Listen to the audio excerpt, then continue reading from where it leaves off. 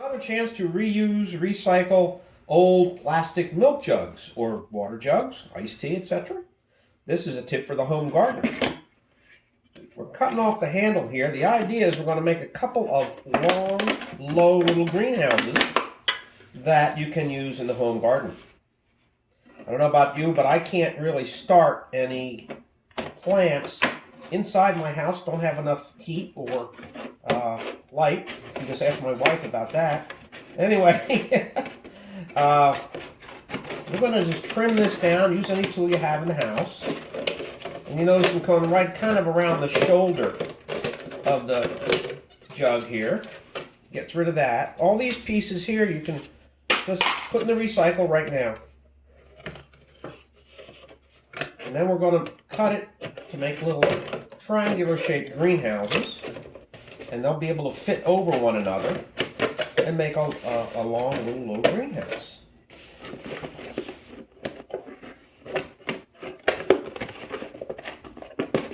You can use whatever tools you have in the house to get this done. Sometimes you get a little stuck there, so start from the other end and make the cut. There we go. So we have two pieces there that what you'll end up doing is putting them in the ground this way, and then you can put 2 rows, 3 rows of peas underneath it, or some of the cooler weather crops. This is April 5th. And you could also do that later in the middle of May if you wanted to get something started early as well, because the frost goes until the end of May. Potential here for frost at the end of May in New Hampshire. So there you go. And then when you're all done with these, time that the plants are up, got to take them off. Then you can recycle these used pieces as well. We're going to secure these in the garden, and it's not a real tight fit around the seam there, and so you don't want to seal it with you do not want to seal it with duct tape or anything, because you want that hot air to escape. Otherwise, you're going to steam your plants inside. So we'll just secure them outside with a stick or a fiberglass stake. Okay, I'll show you how it works when I'm out there in the garden. Okay, here we are out in the garden, and I've already sown most of the seeds, and I'm just finishing them up here. And you can see I did a double row, just like you would normally do with peas. And I made sure that those 2 rows were going to be within these little greenhouses. So here we go.